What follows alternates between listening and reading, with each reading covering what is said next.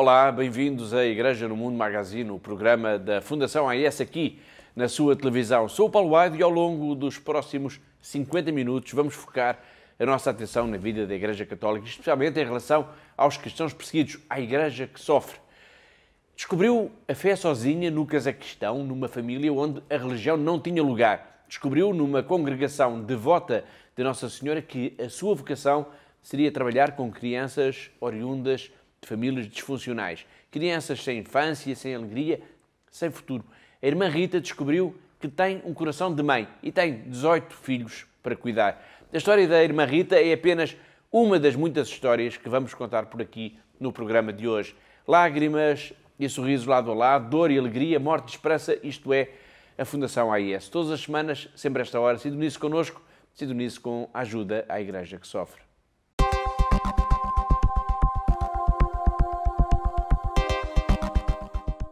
Vamos então ao primeiro tema do programa de hoje, em que contamos, como habitualmente, com a Catarina Martins de Betancourt, aqui em estúdio. Olá, Catarina. Olá, Paulo. E o programa de hoje arranca com a reunião, a cimeira, podemos dizer, que decorreu na terça e na quarta-feira no Vaticano e que juntou dois adversários, o presidente e o ex-vice-presidente do Sudão do Sul.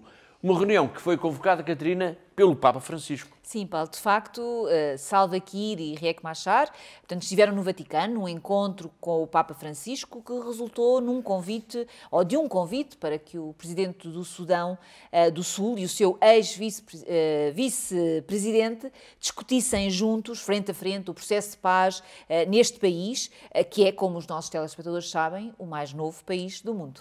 De facto, o Sudão do Sul ganhou a sua independência face ao vizinho do Norte, o Sudão, em 2011. No entanto, 2 anos depois, a admissão de Riek Machar, que alegadamente estaria envolvido numa conspiração golpista, iria desencadear uma guerra civil entre partidários de ambos os responsáveis. E esta reunião agora, sob os auspícios do Santo Padre, procura, portanto, restaurar a confiança entre ambos. Exatamente, Paulo. De facto, agora o convite que foi agora formulado pelo Santo Padre tem como objetivo, claro, restaurar a confiança entre os dois protagonistas deste processo político do Sudão do Sul e recorde-se menos de um mês entre uma reunião também no Vaticano entre o Papa Francisco e o presidente Salva Kiir, portanto, o presidente do Sudão do Sul. No final dessa reunião, que a Catarina agora referiu, que foi a 16 de março, o Papa manifestou mesmo o desejo de visitar oficialmente o Sudão do Sul logo que as questões de segurança o permitam, como sinal de proximidade à população e de encorajamento ao processo de paz. E são, de facto, várias as questões, Catarina, ainda a serem resolvidas. Sim, Paulo, são várias e são muito complexas também estas questões. E, portanto, as negociações em curso no Sudão implicam, portanto, uma solução definitiva dos conflitos. Também implica o regresso dos deslocados e dos refugiados, assim como a definição de políticas e de estratégias para o desenvolvimento integral do país. O conflito no Sudão do Sul entre partidários de Salva Kiir e de Riek Machar esconde uma questão complexa de características étnicas entre as etnias Dinka e Nuer. Em resultado deste conflito armado, que já causou quase 400 mil mortos, o Sudão do Sul mergulhou numa profunda crise humanitária com milhões de deslocados. Estamos a falar de um dos países que vive uma situação de grave conflito, de violência, de guerra. E estamos também a falar no esforço do Papa Francisco num processo de reconciliação que é necessário para que a paz regresse ao Sudão do Sul.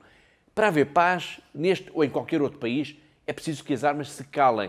E já em junho de 2017, o Santo Padre falava nessa necessidade, nessa urgência. Vamos agora rever as suas palavras. Es una absurda contradicción hablar de paz, negociar la paz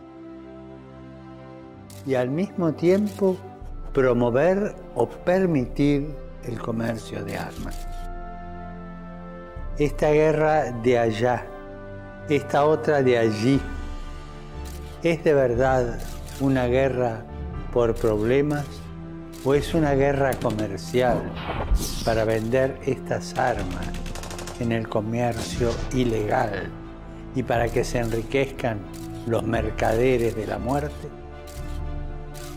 Acabemos con esta situación. Pidamos todos juntos por los responsables de las naciones para que se comprometan con decisión a poner fin al comercio de las armas que causa tantas víctimas inocentes.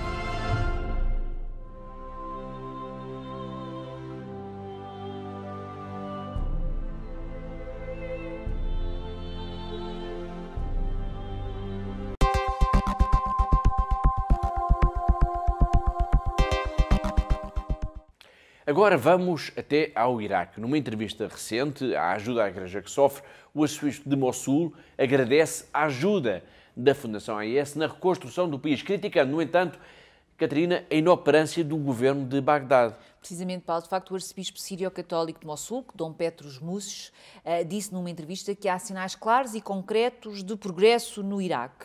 Após a derrota dos jihadistas do Estado Islâmico, que ocuparam diversas e destruíram diversas regiões no país em 2014. Mas, no entanto, este progresso, e segundo este prelado, não resulta do trabalho ou das atividades, das iniciativas do Estado, mas sim de organizações humanitárias e da Igreja, em que incluiu a Fundação AIS. Reconhecendo que todo o mérito no desenvolvimento que se está a verificar, portanto, em certas zonas do Iraque, corresponde ao trabalho desenvolvido pelas organizações religiosas e humanitárias, Dom Petros Mushes reconhece, no entanto, que ainda há muito a fazer, nomeadamente na reconstrução das casas, Catarina, que foram total ou parcialmente destruídas pelo Estado Islâmico. Precisamente, Paulo, e de facto, e por causa disso, o arcebispo disse também que, portanto, o arcebispo sírio-católico de Mossul disse ainda que tem esperança que governos estrangeiros, como por exemplo os governos do Reino Unido e da Hungria, intervenham e ajudem também nesta missão. Há, de facto, muito a fazer para que a vida regresse ao normal, nomeadamente nas comunidades cristãs situadas na planície de Nínive. E nesta entrevista, o arcebispo de Mossul falou de algumas dessas prioridades. Sim, para além das obras de reconstrução das casas e das igrejas, é necessário também desenvolver ações, e isto são palavras do arcebispo, para a criação de emprego e para a dinamização da economia local, que são premissas essenciais para que as famílias possam regressar às suas casas e para que as vidas nas aldeias, nas vilas, nas cidades, volte ao normal. Portanto, e, no entanto, o arcebispo ainda sublinha que têm surgido muito poucas iniciativas nesta área, o que se afigura muito preocupante. Poucas iniciativas do Poder Central, mas muitas ações da responsabilidade da Igreja, nomeadamente da Fundação AIS. Até ao presente, Catarina, podemos quantificar qual tem sido a ajuda dada pela Fundação AIS? Sim, sem dúvida, Paulo, e podemos dizer que tem sido uma ajuda preciosa, porque em muitos casos só graças, de facto, à ajuda da Fundação AIS é que foi possível a muitas famílias regressarem às suas casas e, portanto, desde 2014, Paulo, a Fundação AIS tem apoiado a nível internacional os cristãos iraquianos em áreas essenciais como, por exemplo, a alimentação, a educação e a reconstrução, portanto, em projetos que estão estimados em mais de 40 milhões de euros.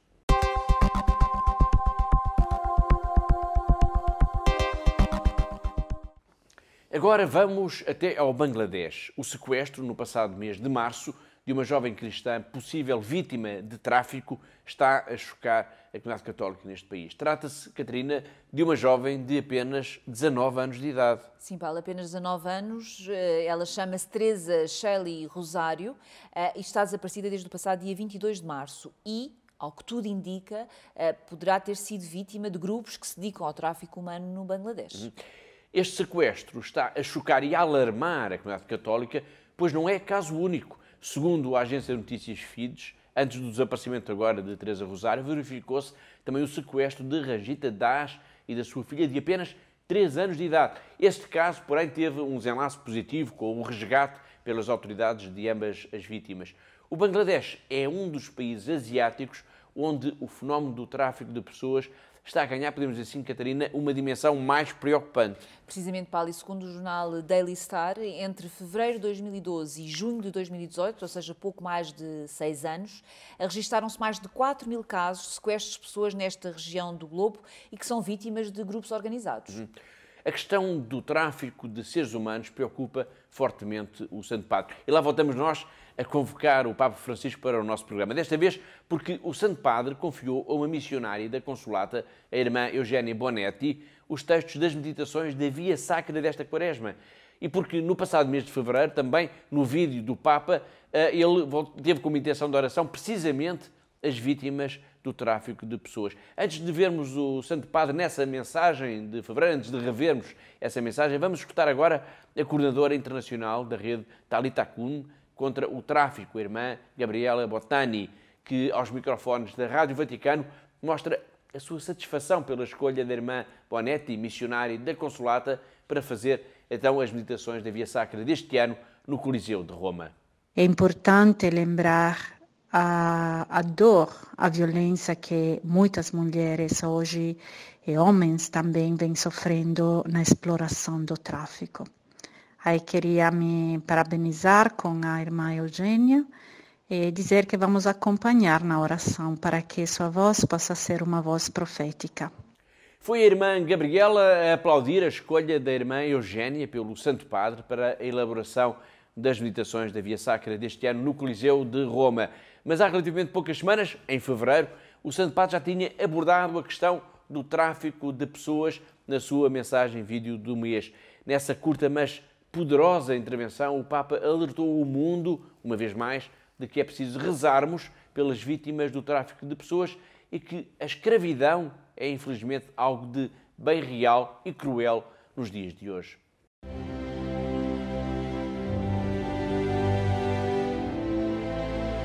Aunque tratemos de ignorarlo, la esclavitud no es algo de otro tiempo.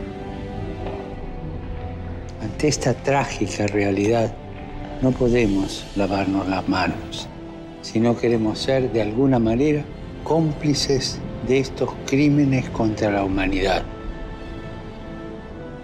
No podemos ignorar que hoy hay esclavitud en el mundo, tanto o más quizás que antes. Recemos por la acogida generosa de las víctimas de la trata de personas y de la prostitución forzada y de la violencia.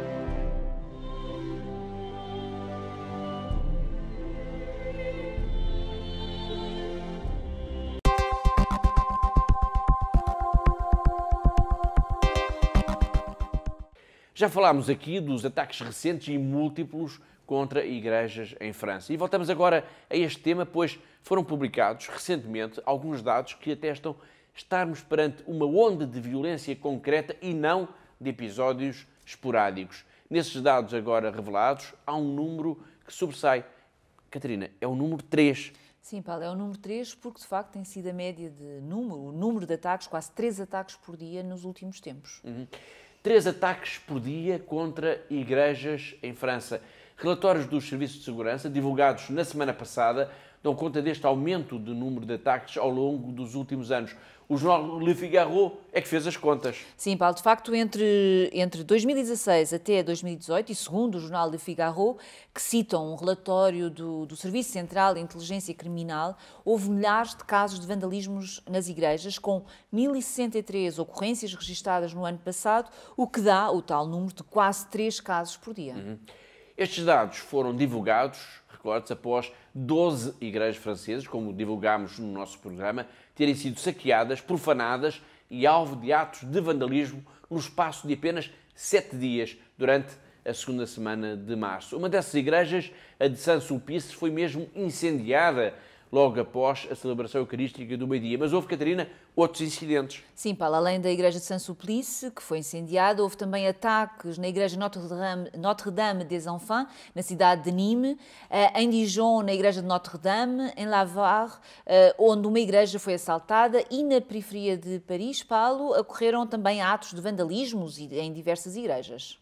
Uma nota final para dizer que este é, de facto, um tema muito sensível. A notícia destes ataques que a Fundação AES colocou aqui em Portugal no seu site foi vista, e este é um dado que é importante realçar, por mais de 200 mil pessoas e teve mais de 42 mil reações, comentários e partilhas. E por falar nisso, já foi ao site da Fundação AES? Tudo o que falamos aqui no nosso programa, as notícias, as campanhas, as iniciativas, está tudo à sua disposição em fundaçãoaes.pt. O site está à sua espera.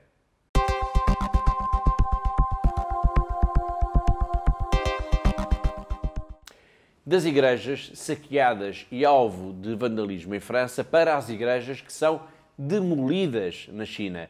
E se em França os atos de destruição são imputados para já a delinquentes, na China a demolição dos templos cristãos é da responsabilidade das autoridades. Desta vez, Catarina, o alvo da violência oficial foi um edifício paroquial de Qiangyang, que podemos dizer, Paulo, desapareceu do mapa. Portanto, o edifício da paróquia de Qiangyang foi demolido pelas autoridades locais na passada quinta-feira, dia 4 de abril, sem que tivesse sido dada qualquer explicação para o sucedido. A demolição do edifício, que foi registada em vídeo, impossibilita agora que a comunidade cristã possa continuar a reunir-se e inviabiliza também a continuação do trabalho que algumas religiosas vinham a realizar junto das populações locais mais necessitadas. Sim, Paulo, a comunidade paroquial é composta por cerca de 2.000 pessoas e que, segundo a agência Asia News, não são conhecidas ainda as razões que levaram as autoridades a destruírem este edifício. No prédio de 2 andares, portanto, além da área reservada para o culto, funcionava ainda um posto médico onde as irmãs faziam consultas e forneciam também remédios para a população local, que segundo foi caracterizado pela agência de notícias, é uma local com a população muito pobre, não é? A demolição do edifício paroquial poderá ser vista como fazendo parte de uma estratégia de intimidação das comunidades cristãs que se mantêm fora do controle das autoridades comunistas.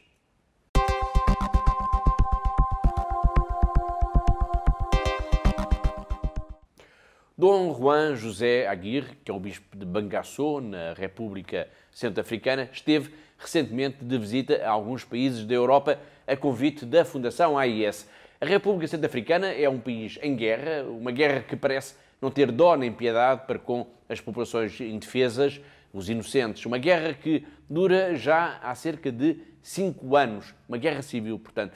E recentemente foi assinado um acordo de paz, mas nada parece ter mudado no terreno. Dom José Aguirre foi entrevistado pelos nossos colegas do Rome Report. É um testemunho fortíssimo em que denuncia a situação trágica em que se encontra a República Centro-Africana, um país onde ninguém está a salvo. Ninguém, nem sequer os membros da Igreja. Há poucas semanas assinou-se em Bangui a fase final dos acordos de paz para a República Centro-Africana entre o governo e os diferentes grupos armados que há 6 anos assolam o país numa cruenta guerra. O governo já fazia isto porque os acordos já tinham sido assinados. Muitos dos senhores da guerra assinaram com um gatafunho porque não sabem ler nem escrever. Então, agora nasceu um novo governo, cujo primeiro-ministro é um dos senhores da guerra centro-africano. Esta é a denúncia de Dom José Aguirre, o bispo comboniano espanhol que há 38 anos vive na República Centro-Africana.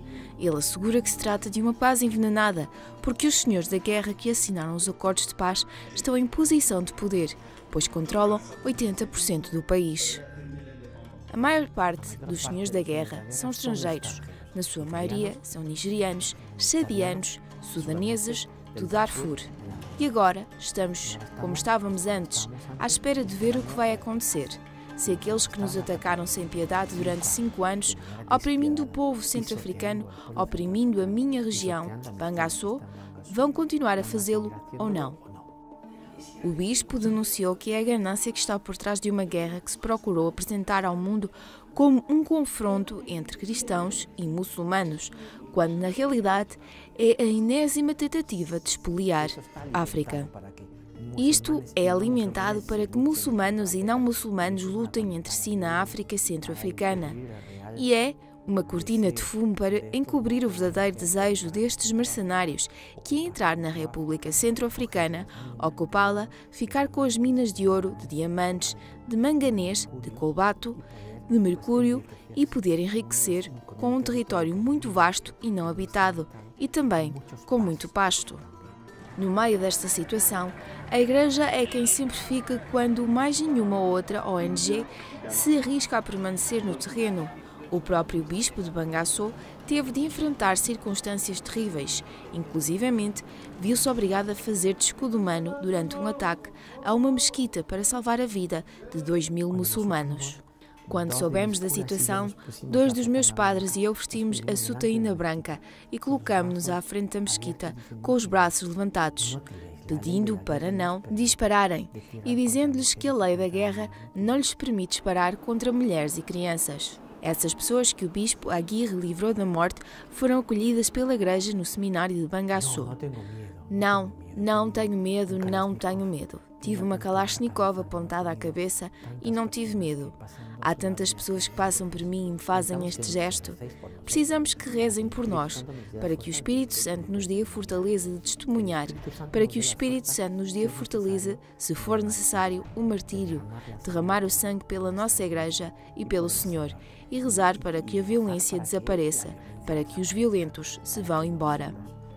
O Bispo visitou a Europa a convite da Fundação AIS.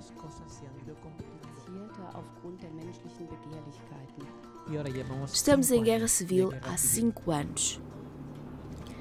Dom Akir explica que em 2018 foram assassinados 5 sacerdotes na República Centro-Africana, em massacres cometidos contra o povo inocente e desarmado. Foram ataques perpetrados por milicianos, na sua maioria mercenários que estão a tentar mudar a fisionomia de África para exprimir a sua riqueza natural, inclusivamente à custa da vida dos mais inocentes.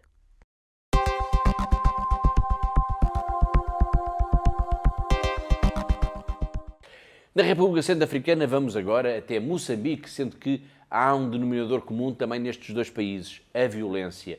Se a República Centro-Africana é um país minado, todo ele pela guerra, pela violência extremista, em Moçambique há sinais preocupantes que chegam do norte do país, da província de Cabo Delgado. Dom Diamantino Antunes, o novo bispo de Tete, esteve recentemente com a Fundação AIS na apresentação em Leiria do relatório sobre a liberdade religiosa no mundo. E nessa sessão, que contou com a presença do cardeal António Marto, o novo bispo de Tete falou da situação extremamente delicada que se vive no norte de Moçambique, onde, diz, o fundamentalismo islâmico está vivo. E esse é um sinal preocupante com que a Igreja tem de lidar no futuro. Sinais preocupantes, sobretudo na frente do Islão. Moçambique é um país multirreligioso. Há uma religião original, que é a religião tradicional, que está na base da cultura, da tradição, que não desapareceu, ainda é viva. Portanto, cerca de 15, como diz o relatório, refere a Moçambique, cerca de 15 a 20% da população segue a religião tradicional. Portanto, não é cristã, não é muçulmana, segue a religião dos seus antepassados. Os cristãos andam por volta de 30% a 40%, dos quais 20% são católicos, 20% a 22% são católicos, e os muçulmanos são entre 20% e 25%. O islamismo chegou primeiro, o cristianismo, chegou por volta do século XIII, XIV, vindo do Médio Oriente e da Península Arábica, sobretudo na faixa litoral. Então, em Moçambique temos uma realidade religiosa bastante diferenciada, diversificada. O sul de Moçambique é prevalentemente cristão, com uma forte presença protestante. O centro, presença católica e muito forte da religião tradicional africana, e no norte, sobretudo no litoral, uma forte presença islâmica. Também na parte norte de Niassa, mais para o interior. As zonas em Moçambique, onde 99%, digo, na zona norte litoral, e na parte norte do Niassa, sempre no norte, na fronteira com a Tanzânia, há zonas em que 99% da população é islâmica. Porque o Islão em Moçambique é tolerante. É um Islão que tem uma tradição antiga, se enculturou, se encarnou na cultura, de facto assumiu muitas características da religião tradicional. Podemos dizer que se encarnou mais, enculturou mais no tecido cultural moçambicano, africano, do que o cristianismo. Agora, qual é o problema? O problema está os muçulmanos moçambicanos são sunitas, na maioria. O problema é que há 15 anos desta parte estão a chegar, ou começaram a chegar, pregadores islâmicos que vêm do Paquistão, do Egito e da vizinha Tanzânia, que trazem um Islão radicalizado. Foi Dom Diamantino Antunes na primeira parte da sua intervenção sobre o futuro da Igreja em Moçambique. Informações que o Papa Francisco vai seguramente ficar a conhecer com todos os detalhes, agora que já é oficial a visita do Santo Padre a Moçambique, mas também a Madagascar e às Maurícias entre os dias 4 e 7 de setembro deste ano.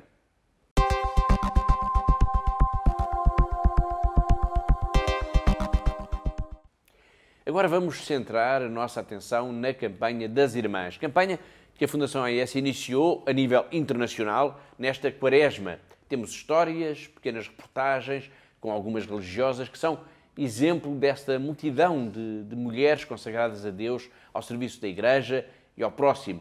Já lá iremos. Para já, vamos lembrar aos nossos telespectadores que esta campanha tem também um propósito particular: ajudar as irmãs, as congregações a prosseguirem com o seu trabalho.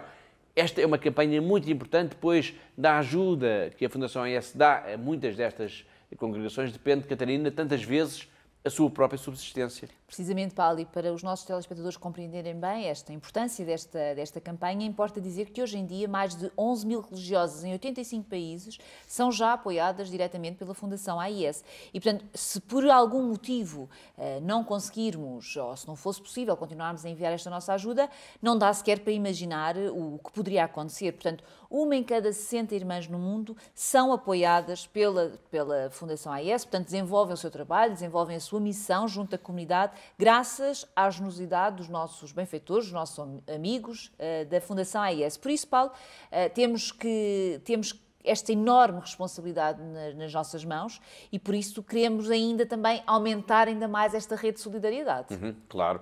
E hoje temos falado aqui no Papa Francisco em relação a várias questões que já abordámos aqui no nosso programa. Foi assim, por exemplo, com o Sudão do Sul, foi assim com a denúncia das situações de escravatura e de tráfico que continua a ser uma chaga nos dias de hoje. E agora vamos continuar a voltar a convocar, salvo seja, o Papa Francisco a propósito também deste tema fantástico, o apoio à missão das irmãs em todo o mundo. E falamos do Papa, pois o Santo Padre, no final de março, fez questão de homenagear uma religiosa, a irmã Maria Concetta, da Congregação das Filhas de São José de Ganomini, de 85 anos de idade e quase 6 décadas de missão em África. É obra.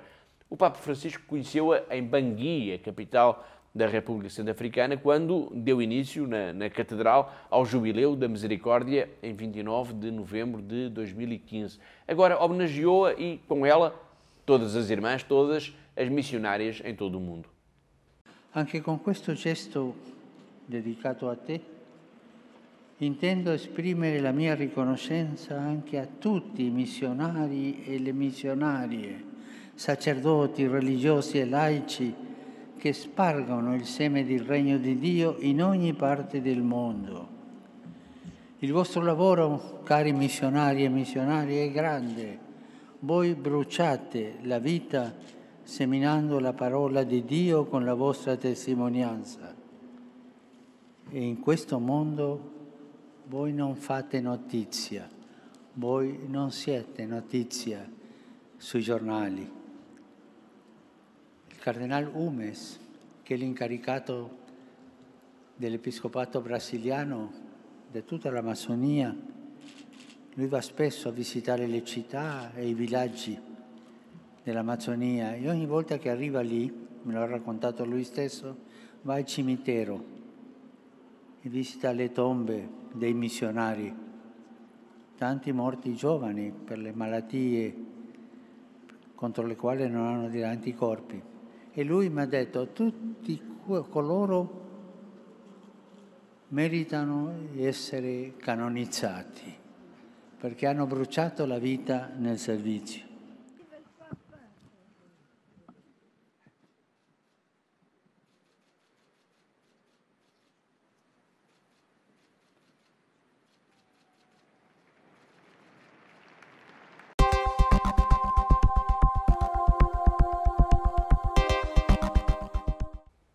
Foi o Papa Francisco homenagear a irmã Maria Concetta, de 85 anos, uma homenagem que de alguma forma se estende a todas as religiosas que em todo o mundo decidiram, como ela, entregar as suas vidas a Deus através do serviço aos outros e à Igreja. E é precisamente para homenagear as irmãs, as madres, as religiosas, que a Fundação AIS decidiu, com o início nesta quaresma, fazer uma enorme campanha junto dos seus benfeitores e amigos. É justo dizer a todas as irmãs o nosso muito obrigado, mas é essencial também ajudá-las a cumprir com a sua missão. E é aqui, Catarina, que entramos todos nós. Sim, Paulo, sem dúvida. Portanto, ninguém imagina como seria a vida da Igreja sem as irmãs, ninguém imagina como seria também o mundo sem elas. Portanto, apoiar estas mulheres consagradas a Deus faz também parte da nossa missão enquanto Fundação AIS. E, portanto, com esta campanha da Quaresma, nós queremos sensibilizar todos os nossos amigos e cada vez mais pessoas em todo o mundo, portanto, para esta necessidade, esta urgência de apoiar estas irmãs, o trabalho que elas fazem diariamente. Portanto, é um trabalho insubstituível, é um trabalho que só ocorre com a nossa ajuda em muitos lugares no mundo e, portanto, estas irmãs precisam de ser ajudadas para poderem também cumprir a sua missão. E por isso é aqui, Paulo, que todos nós somos chamados também a ajudar estas irmãs. Muito bem, vamos então conhecer uma irmã. Uma irmã, neste caso, que vive na Síria, na cidade de Homs, onde ela desenvolve também um trabalho notável. Lá onde a guerra começou, em Homs, portanto, a irmã Sâmia procura cuidar dos mais necessitados. E entre a multidão de necessitados que há em Homs, ela escolheu cuidar das crianças com deficiência mental. Se não fosse ela, se não fossem as irmãs, estas crianças e estes jovens estariam completamente abandonados. اسمي سامية جريش. بعيش اليوم بحمص سوريا، هالمدينة اللي دمرتها الحرب من 8 سنين. هالحرق اللي هيدا الشيء اللي خلى كتير من العائلات انهم يفقدوا الامل. بالرغم من الدمار اللي بيحيط فينا بهالمدينة لحتى نرجع نبنيها. أنا راهبة. بالرسالة منفتش عن الناس الأكثر حاجة وعوز للخدمة. بشتغل أنا مديرة حالياً بمركز حبة الخردل للأطفال اللي عندهم الإعاقة الذهنية. كمان بمرافقة الشبيبة بالتعليم المسيحي والكنيسة. بنفس الوقت نحن منحاول نرجع نحسسهم إنه الله بعده موجود، وإنه بفضله وبالصلاة نحن بنقدر نتحمل هالظروف الصعبة. بداية دعوتي بحثت لحتى أن يكون أخت أعيش الحياة الروحية والحياة الرسولية.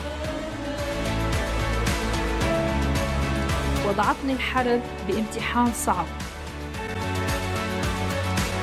الجزء الكبير بحياتنا اليومية هو إنه نهتم بالشعب اللي أكثر حاجة، اللي هو كمان بجسد محبة الله على الأرض. نتشكر اليوم جمعية الICN على كل الدعم والمساعدة.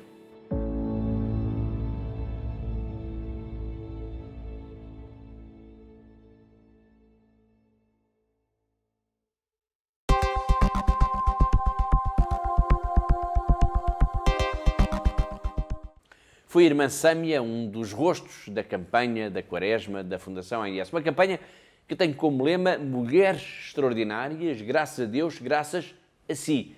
Este graças a si dirige-se também a todos nós e aos nossos telespectadores.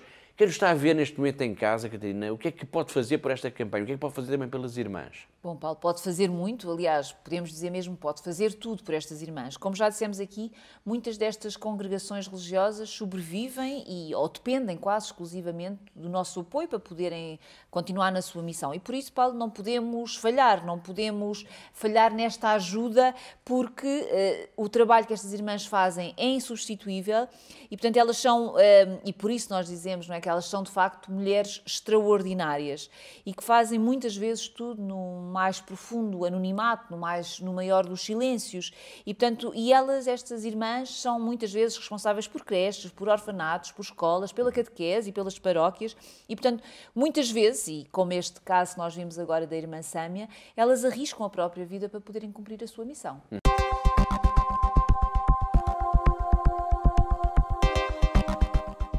Há pouco a Catarina referia que muitas vezes as irmãs arriscam a própria vida para cumprirem com o seu trabalho, com a sua missão.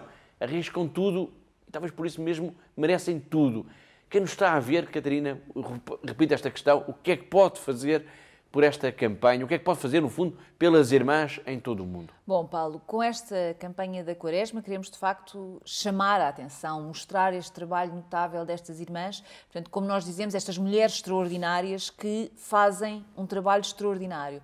Portanto, e como nós dizemos no nosso título da campanha, portanto, mulheres extraordinárias, graças a Deus, e graças a si. Este graças a si, Paulo, é dirigido a cada um de nós, é dirigido a cada um dos nossos telespectadores. E, portanto, é aqui que nós entramos e o que nós pudermos fazer por estas irmãs será sempre muito e será sempre recebido por elas como uma graça de Deus. E por isso eu convido, de facto, quem nos está a ver neste momento, a entrar em contato connosco, para o nosso telefone, através do nosso site também, ver todas as informações, todos estes projetos que nós temos, que são, de facto, projetos essenciais em cada um destes países onde nós estamos, os tais 85 países que nós falámos no início, quando falámos desta campanha. Portanto, entre em contacto connosco e faça parte desta grande corrente de ajuda para estas irmãs. Obrigada, em nome de todas elas.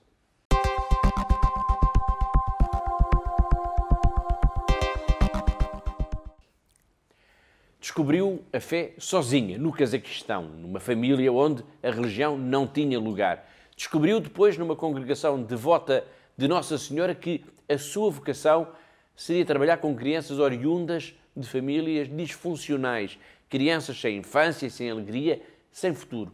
A irmã Rita descobriu que tem um coração de mãe e agora tem 18 filhos para cuidar. Agora vamos conhecer, com a ajuda da Pilar Rocha, que é a história da irmã Rita, a história de mais uma mulher extraordinária.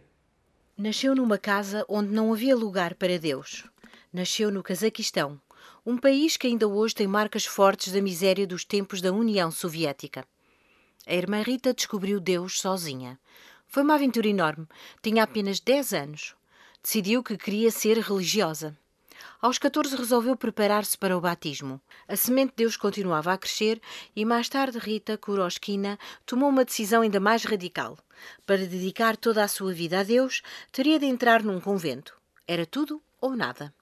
A mãe de Rita não aceitou a ideia de bom grado. Foram 12 longos meses de espera, de oração, de paciência. A minha mãe mudou de opinião quando percebeu que eu teria uma vida normal.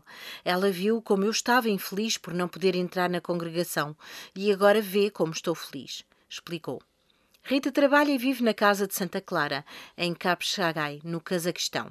É uma casa que acolhe crianças oriundas de famílias disfuncionais. É um orfanato que pertence à congregação das Irmãs da Imaculada Conceição da Bem-aventurada Virgem Maria. Na casa de Santa Clara há 3 religiosas, a irmã Rita, a irmã Viera e a irmã Samuela. 3 irmãs que são, na verdade, 3 mães de 18 crianças muito especiais. Oriundas de famílias disfuncionais, muitas destas crianças e jovens sofreram violência, fugiram de casa e acabaram mesmo por tornar-se sem abrigo. O comunismo trouxe uma grande miséria a este país, explica a irmã Rita. Muita gente deixou de acreditar em Deus. O colapso da União Soviética veio agravar as coisas ainda mais. A pobreza é muito significativa neste país, que demora a assumir na plenitude a vida democrática. Nós cuidamos de muitas crianças que passaram por muitos acontecimentos traumáticos, explica a irmã Rita. São 3 mulheres, 3 religiosas que dedicam todas as horas do dia a procurar resgatar estas crianças e jovens ao infortúnio. Estamos sempre com as nossas crianças, 24 horas do dia, 7 dias por semana. Elas fazem tudo por estas crianças. Cozinham, lavam a roupa, levam-nos à escola ou ao jardim da infância, ajudam-nas com os trabalhos de casa, brincam. São mães de coração, são mães de verdade. Estas 18 crianças vão esquecendo aos poucos os traumas do passado e vão aprendendo a sorrir, a brincar, a crescer. Tudo ali acontece com normalidade, até os momentos de oração. Todos juntos são uma família, tornam-se mais fortes, mais unidos. A minha maior alegria será vê-las crescer e tornarem-se pessoas boas, diz-nos a irmã Rita. Pessoas boas e amáveis, pessoas saudáveis, bons cristãos. Ela sabe que a sua congregação e as suas crianças são apoiadas diretamente pela Fundação AIS, através da generosidade dos seus benfeitores e amigos, muitos deles em Portugal. Muito obrigada por nos ajudarem, apoiando-nos sempre e por podermos confiar sempre em vós. Muito obrigada.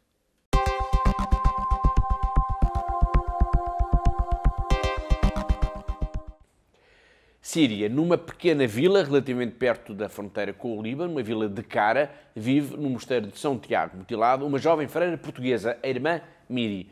Hoje a irmã Miri vai explicar-nos que está a verificar-se o regresso a casa de milhares de pessoas que viviam em campos de refugiados e de deslocados, especialmente no sul do país, e que parte dessas pessoas encaminham-se agora para a área que tem estado a ser apoiada precisamente pelas equipas coordenadas pelo mosteiro, ou seja, mais trabalho humanitário em perspectiva para a irmã Miri. Num destes dias em que uma pessoa das equipas que trabalha no terreno, que vai um bocadinho por toda a Síria, sobretudo na parte sul, em que as equipas do mosteiro trabalham, até Quneitra, tem ido entre Damasco e Quneitra, vai servir as equipas que trabalham no local. E ele desceu-nos algumas irmãs até à vila para ir ao médico. E então aproveitei para perguntar-lhe como é que vai a situação, o que é que vocês andam a fazer. Ele disse, agora estão a sair 50.000 pessoas da região do sul da Síria, que ainda estava próximo da base militar americana que estava instalada na fronteira com a Jordânia. E neste momento essa região está a ser um alvo de libertação. E então os refugiados que lá estavam, as pessoas que estavam sobre esse domínio rebelde, estão a ser evacuadas. Ele dizia-me 20.000 vão vir a Duer, que é um campo de que se ocupam as equipas do nosso mosteiro, que servem com comida, com o que é básico, as necessidades básicas de pessoas que não têm nada, que vêm sem nada. E outras 16.000 vão para outro campo e outras 8.000 vão para outro campo.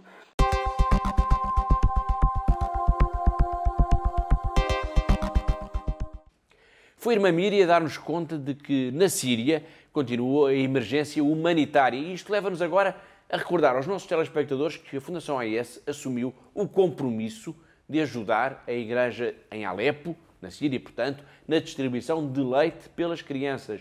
Alepo foi, recorde-se, uma das cidades mais massacradas pela guerra na Síria. E as consequências dos combates, de toda a violência, continuam bem visíveis em todo o lado. Uma gota de leite para as crianças de Alepo é a campanha de que estou a falar. Catarina, esta campanha é importante, é muito importante, até porque todos os dias, podemos dizer, continuam a chegar-nos apelos, mensagens de ajuda de Alepo por causa desta campanha também. Precisamente, Paulo, de facto é raro o dia em que não nos chegam, de facto, uma carta, um telefonema, um pedido, não é? Em que esta questão da Síria nos é colocada.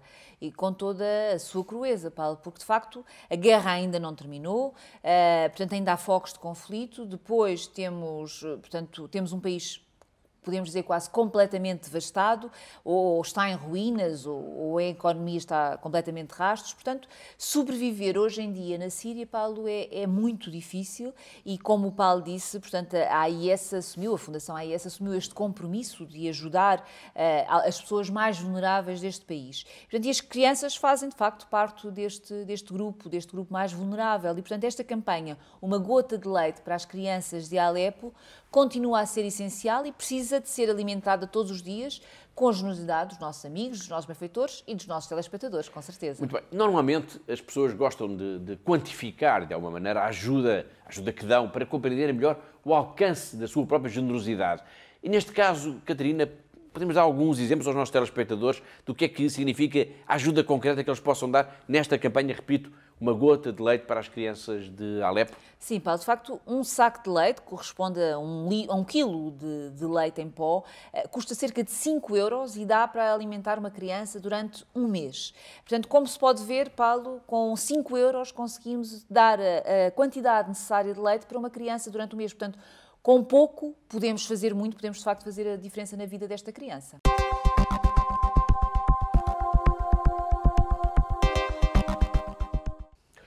Outro país em necessidade é a Venezuela. Nos últimos programas demos conta do apelo do diretor da Fundação AIS de Itália, que esteve de visita à Venezuela e que nos fez um retrato terrível da situação que se vive neste país.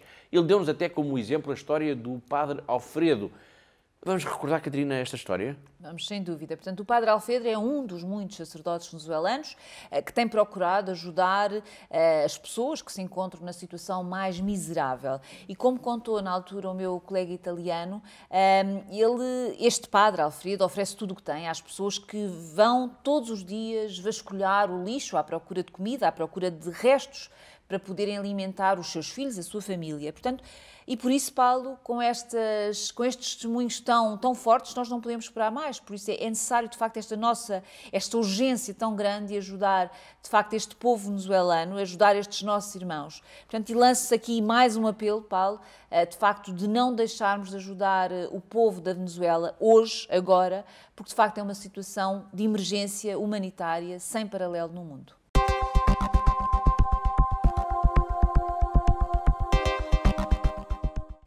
Agora vamos até ao Vaticano para lermos algumas das mensagens que o Santo Padre nos enviou quase todos os dias durante esta semana através da internet. São os tweets do Papa Francisco.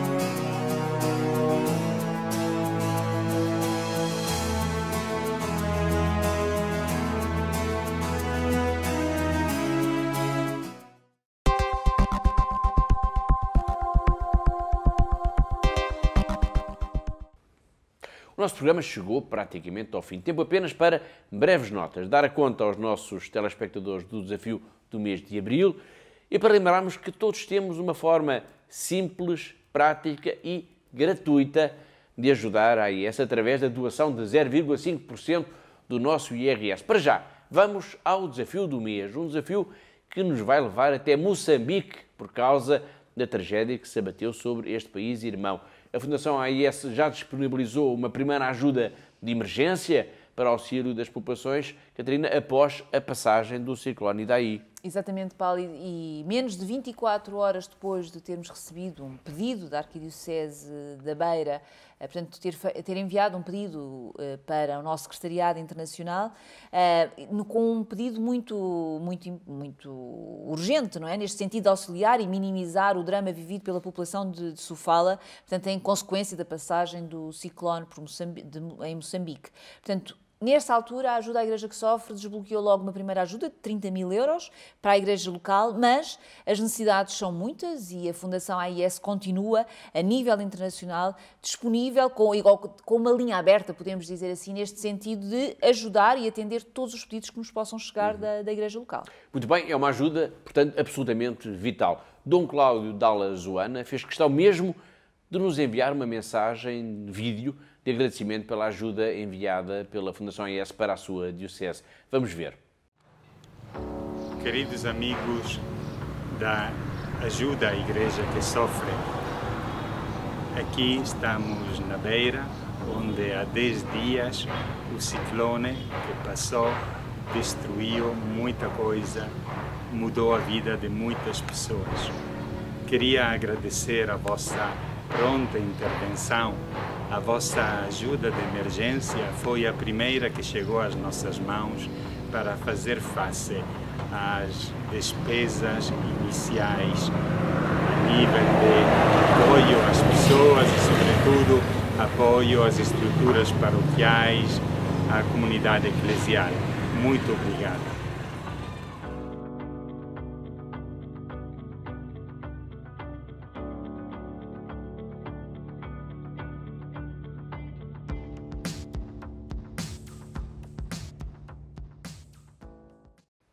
Foi o arcebispo da Beira a explicar como a ajuda de emergência da Fundação AIS está a ser aplicada. Como já dissemos, a Fundação AIS lançou de imediato uma campanha de solidariedade para com a Igreja de Moçambique.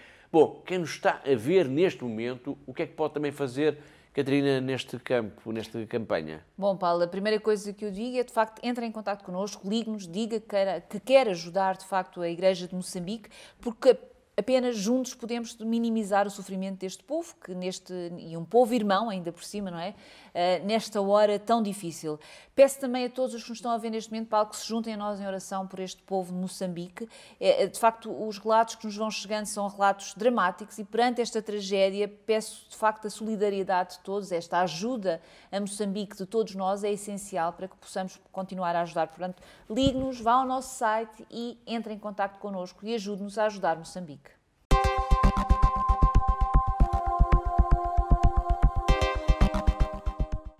Muito bem, depois da campanha para apoiar a Igreja e o povo de Moçambique, a segunda nota é para recordar que, com uma simples cruzinha, é possível ajudar a Fundação AIS. E não custa nada. Nada mesmo, Paulo. E, de facto, eu peço a todos os nossos telespectadores para não perderem esta oportunidade de poderem ajudar a Igreja que sofre, todos estes projetos que falamos aqui semanalmente no nosso programa.